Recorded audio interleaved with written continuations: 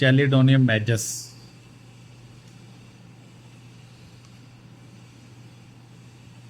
इसका दूसरा नाम है ग्रेटर कैलेंडाइन।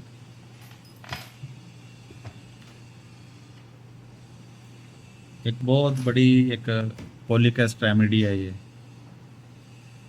और प्लांट्स की पापा वरेसी फैमिली से इसका ताल्लुक है। पापा वरेसी फैमिली प्लांट्स की, उसके इसका ताल्लुक है। इसका इस प्लांट का जो है ना वो फ्रेश टिंचर जो है ना वो मेडिसिनल तौर पर इस्तेमाल होता है। जब इसका तना तोड़ते हैं ना तो वहाँ से एक येलो ऑरेंज मिल्की जूस निकलता है, और इसी को इसका पैथोलॉजिकल सिग्नेचर सिंबलाइज किया जाता है। यानी कि अगर देखा जाए तो bile, liver, jaundice, portal congestion, अगर देखें तो वहाँ ये सारी चीज़ें, बाइल भी जो, क्योंकि वो भी येलो कलर की होती है, और लिवर बाइल पैदा करता है, और जॉन्डिस जो है वो बाइल रुक जाने की वजह से होती है, पोर्टल कंजेशन की वजह से होती है। तो लिहाजा जिस तरीके से इसकी टहनी तोड़ने से वहाँ से येलो कलर का दूधिया निकलता है, पानी सा निकलता है, तो समझ लें कि भी हमारे जिस्म के अंदर भी इसी तरह की चेंजिंग पैदा करती है। हमें किस तरह पता चलेगा कि ये पेशेंट जो है इसकी बाइल ज़्यादा पैदा हो रही है?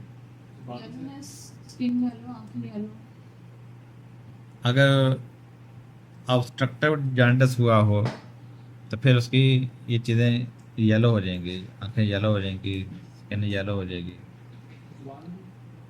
और दूसरे नंबर पे ये होता है कि जो तो पेशेंट को वॉमिटिंग होती है वो येलो कलर की होती है और कड़वी होती है। इसका स्फेयर ऑफ एक्शन जो है वो आमतौर पे है लिवर और पोर्टल सिस्टम के ऊपर, गॉल ब्लैडर, ड्यूडेनम के ऊपर, राइट साइडेड आर्गन के ऊपर। जिस तरीके से हमारी लाइकोपोडियम राइट साइडेड है, ये भी राइट साइडेड है। लंग्स के ऊपर, स्पेशली राइट लोअर लोब के ऊपर, स्कैपुलर नर्व्स के ऊपर। ये स्कैपुला पता कहाँ पे होती है? ये स्कैपुलर नर्व्स के ऊपर, यानी कि दर्द जो होता है ना स्कैपुला के पीछे महसूस होती है, वो नर्व की वजह से असल में होती है। और डाइजेस्टिव ट्रैक्ट के ऊपर भी इसका असर होता है। यानी अगर आप देखेंगे तो ये आपको राइट साइडेड और लिवर और डाइजेस्टिव ऑर्गन के इर्द गिर्द आपको दवाई नज़र आती है सारी।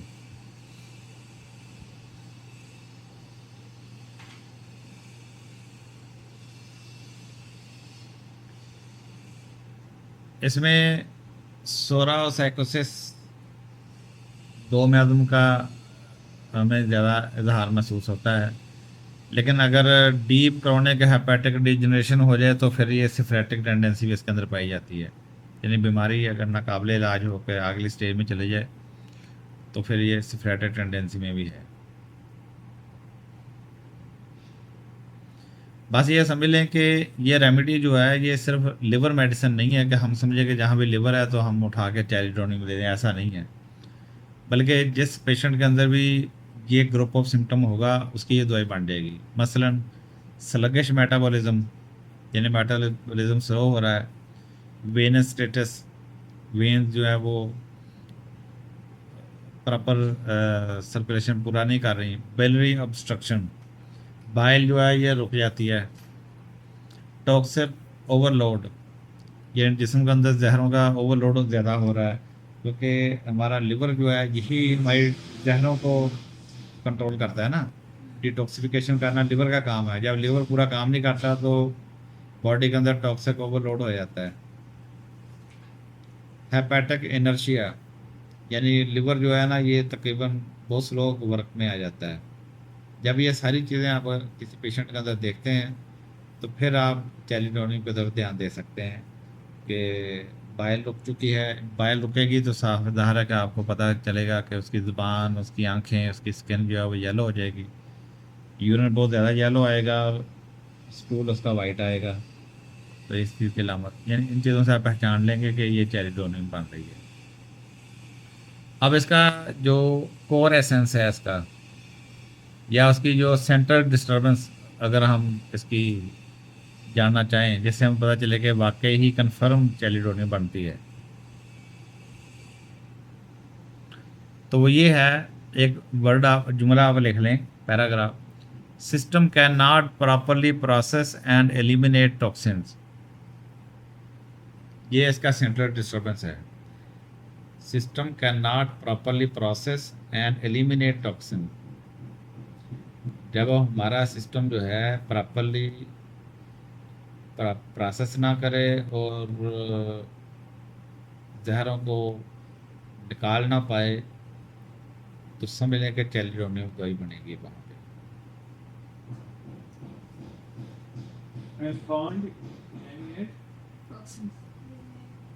टॉक्सिन, यहाँ पे लिवर जो है ये सिंबॉलिक और फिजियोलॉजिकल दोनों लेवल पर जो ओवरलोड होता है, लिहाजा पेशेंट जो है वो महसूस करता है heavy, dull, sluggish, toxic, sleepy, yellowish, congested महसूस करता है पेशेंट।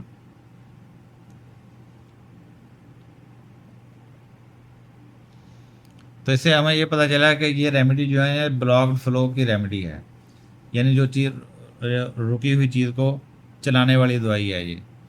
तो लिहाजा बाइल फ्लो ब्लॉक्ड, यानी जो बाइल रुकी होती है, ये अगर ब्लॉक, इसका बाइल फ्लो अगर ब्लॉक हुआ हो तो ये इसको चलाएगी। पोर्टल सर्कुलेशन स्लगिश है। पोर्टल सर्कुलेशन आप समझते हैं किसको? पोर्टल सर्कुलेशन किसको कहते हैं?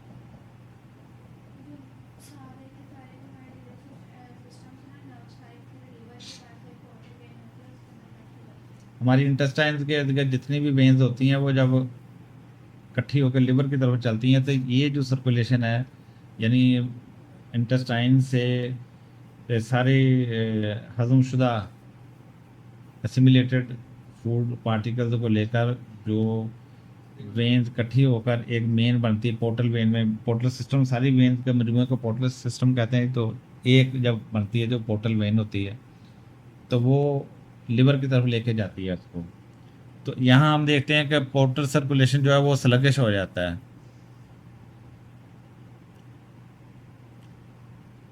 तो उस ब्लॉक को ये फ्लो करती है।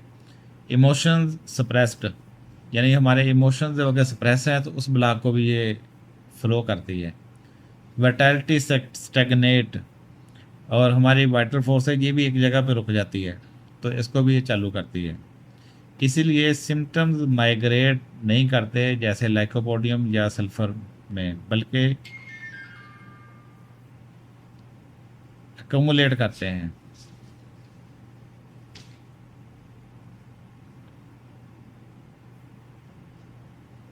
मेंटल सिम्टम इसकी क्या है?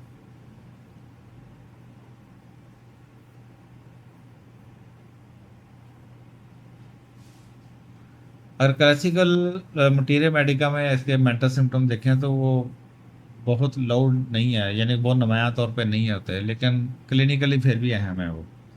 यानी आमतौर पर चेलिडोनियम जब दी जाती है ना, तो बहुत सारे डॉक्टर जो है ना वो इसके माइंड सिम्टम को तरजीह नहीं देते, या मटीरियल मेडिका में भी इतनी ज़्यादा इसको हाईलाइट नहीं किया गया।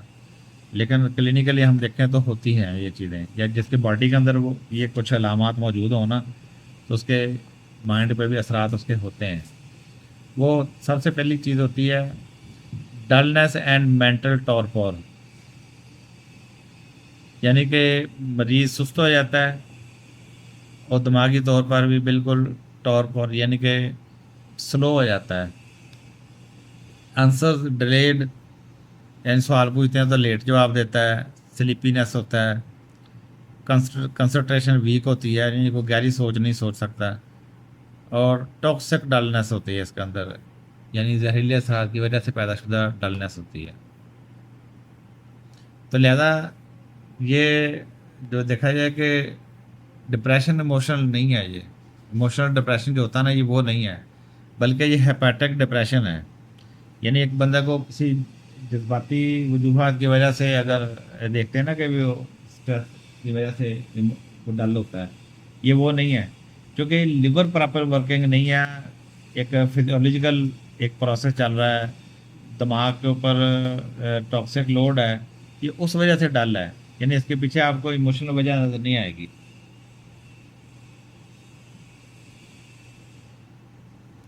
फिर इसके अंदर चीज पाई जाती है, इरिटेबिलिटी भी पाई जाती है विद फिजिकल मेजरी। मसलन pain, nausea plus hepatic congestion cause irritability. यानी जब दर्द होता है, मतली होती है और इसके साथ हेपेटिक कंजेशन होती है, तो उसके नतीजे में इरिटेबिलिटी होती है इसको। लेकिन नक्सोमिका जैसी एक्सप्लोसिव इरिटेबिलिटी नहीं होती, हल्की फुल्की होती है।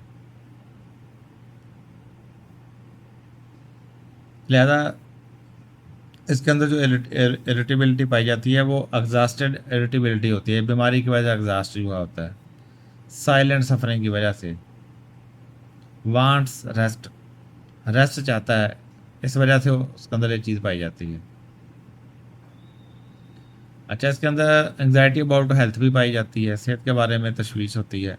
ख़ास तौर पर लिवर डिजीज़ के अंदर कैंसर फियर होता है इसको, जॉन्डिस फियर होता है कि मुझे यरकान ना हो जाए, मुझे कैंसर ना हो जाए, ठीक है ना। लेकिन वजह होती है लिवर की बीमारी, वो उसको अगले दर्जे में सोचना शुरू कर देता है। लेकिन वो आर्सेनिक के लेवल की ये एंग्जाइटी नहीं होती, हल्की फुल्की। वैसे पूछ लेगा कि मुझे ये फलां बीमारी तो नहीं हो जाएगी। अब इसमें एक चीज़ पाई जाती है, डिज़ायर फॉर हार्ड ड्रिंक्स। ये इसका बड़ा इंटरेस्टिंग क्लिनिकल पॉइंट है। वैसे भी ये गर्म पसंद करता है माहौल में भी, और ठंडी चीज़ों से इसको ज़्यादा होती है, ठीक है ना। तो इसलिए गर्म माहौल और गर्म चीज़ें इसको अच्छी लगती हैं, पसंद है। थर्मोस्टेट इसकी जो है वो जनरली चिल्ली है, कोल्ड एग्रावेशन है, वार्मथ फूड और ड्रिंक्स इससे ये बेहतर बेटर फील करता है। बाद पेशेंट इन चीज़ों का गौर ही नहीं करते, उनसे आप सवाल पूछते तो वो जवाब ही नहीं इसका देते और उसने तवज्जो नहीं दी होती इन चीज़ों के ऊपर। लेकिन अगर देखा जाए तो ये बड़ा इसका स्ट्रॉन्ग की नोट है कि गर्म चीज़ पीने से इसको सुकून होता है, और जितनी भी इसकी अलामत होती है ना जो भी हमने पढ़ी हैं, उनसे इसको सुकून होता है, हाजमा बेहतर हो जाता है, बाकी चीज़ें भी बेहतर हो जाती हैं। लेकिन गर्म पीने से, लेकिन ये बहुत ज़्यादा हाई वैल्यू की नोट नहीं है सही, लेकिन बहुत ज़्यादा नहीं है।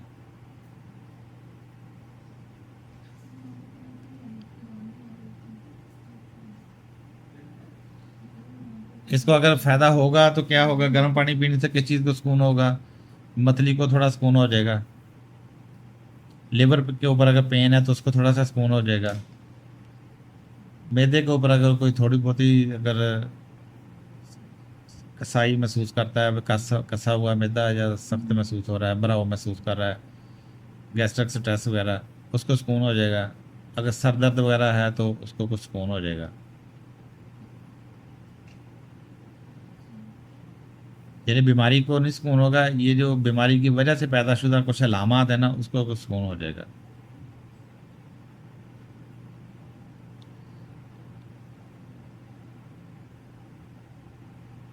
अच्छा, अब इसका देखते हैं कि इसके अंदर साइड एफिनिटी पाई जाती है। मतलब राइट साइड रेमेडी है, जिस तरह हमने शुरू में जिक्र किया। पार्टिकुलरली ये liver, right scapula, right lung और राइट हाइपोकॉन्ड्रियम के ऊपर इसका खास तौर पे असर है। तकलीफ़ों के अंदर जो शिद्दत आती है वो आमतौर पर सुबह के टाइम हरकत से, टच से, ठंडी चीज़ों से, मौसम की तब्दीली से, चिकनाई वाली चीज़ें खाने से इसकी तकलीफ़ों में ज़्यादती आती है। और बेहतरी जो होती है वो गर्म दूध पीने से, गर्म चीज़ें पीने से और खाने से थोड़ा सा सुकून हो जाता है, थोड़ा सा प्रेशर से कुछ सुकून होता है, और पेनफुल साइड पर लेटने से बाद का इसको थोड़ा सा सुकून हो जाता है।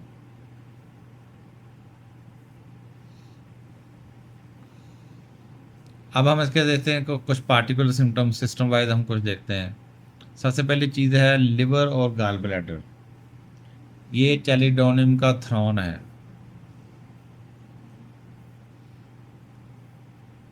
यानी अगर आप पेशेंट में से लिवर और गॉल ब्लैडर निकाल दें ना, तो आपको समझ नहीं आएगी कि चैलिडोनियम किस बीमारी के ऊपर दें। ये वजह है कि जैसे ही जिगर और पित्ते और पित्ते की पत्थरियों का जिक्र आता है, तो बहुत सारे होम्योपैथ डॉक्टर जो हैं वो बगैर मजीद हिस्ट्री दिए हुए ना सिर्फ चैलिडोनियम उसको प्रेस्क्राइब कर देते हैं। यानी और ज़्यादातर इसकी प्रेस्क्रिप्शन जो है ना वो क्यू में कर देते हैं बगैर मजीद हिस्ट्री लिए हुए, क्योंकि ये फिजियोलॉजिकल तो काम करेगी ना, मरीज को इम्प्रूवमेंट करेगी ही करेगी। लेकिन अगर आपको पूरा केस मिल रहा है, उसके वाइटल सिम्टम मिल रहे हैं सारे, और फिर डायनेमिक सिम्टम, तो फिर आपको चाहिए कि उसको पोटेंसी में यूज़ करें 30-200 या उसके मुताबिक, क्योंकि उसके अंदर भी इसका बहुत शानदार रिजल्ट है। यानी मदर टेंचर से भी ज़्यादा रिजल्ट मिल जाता है। लेकिन मदर टेंचर में उस वक्त दे देते हैं जब देखते हैं कि और अलामत तो हमें टोटलिटी ऑफ सिम्टम तो चेरिडोनियम को मिल नहीं रही, सिर्फ ये पता चल रहा है कि रिपोर्टों के एतबार से ये बाइल बिलीरूबिन इसका बढ़ा हुआ है। जब LFT रिपोर्ट कराते हैं बिलीरूबिन बढ़ा हुआ होता है, तो चुप करके चैलिडोनियम उठा के देते हैं। ऐसा रिजल्ट भी मिल जाता है, फिजियोलॉजिकल रिजल्ट मिल भी जाता है। मरीज़ वाकई अगली रिपोर्ट कराता है, रिपोर्ट उसकी बेहतर होती है। यानी क्योंकि ये ब्लॉकेज को रवां कर देता है ना, जो जहाँ जहाँ भी ब्लॉकेज है उसको चालू कर देता है। इस वजह से मरीज़ को रिलीफ भी हो जाता है और फ़ायदा भी हो जाता है। अच्छा, अब जब इसके लिवर और गॉल ब्लैडर के अंदर मसला होता है ना, तो आमतौर पर pain under inferior angle of right scapula, तो मरीज के राइट स्कैपुला के निचले एंगल जो होता है दाईं तरफ का, उसके नीचे तकलीफ होती है। और आमतौर पर यह दर्द जो होते हैं ना गैर ब्लैडर से निकलते हुए उस तरफ को जाती है लहर की शक्ल में, और बहुत अहम है ये अलामत। यानी अगर मरीज जो है वो उसको जॉन्डिस है, गॉल स्टोन्स है, हेपेटाइटिस है, फैटी लिवर है, बिलरी कोलिक पाया जाता है, तो और उसके साथ ये अलामत पाई जा रही है कि दर्द जो है वो लहर की शक्ल में राइट स्कैपुला के लोअर एंगल की तरफ अगर जा रही है, पीछे को जाएगी, पीछे को जाएगी। यहाँ से राइट तरफ से पीछे को होते हुए जाती है, मरीज कहता है दर्द ध्यान उंगली तो यहीं पे रखेगा ना, हालांकि यहाँ स्किन के पास तो नहीं ना, वो तो हमारे सामने लिवर है, लिवर के बैक साइड पे गॉल ब्लैडर से निकलते हुए पीछे से पीछे को ही जाती है कंधे की तरफ। तो समझ लें कि फिर आपको स्ट्रांगली चैलिडोनियम मेडिसिन बन जाएगी।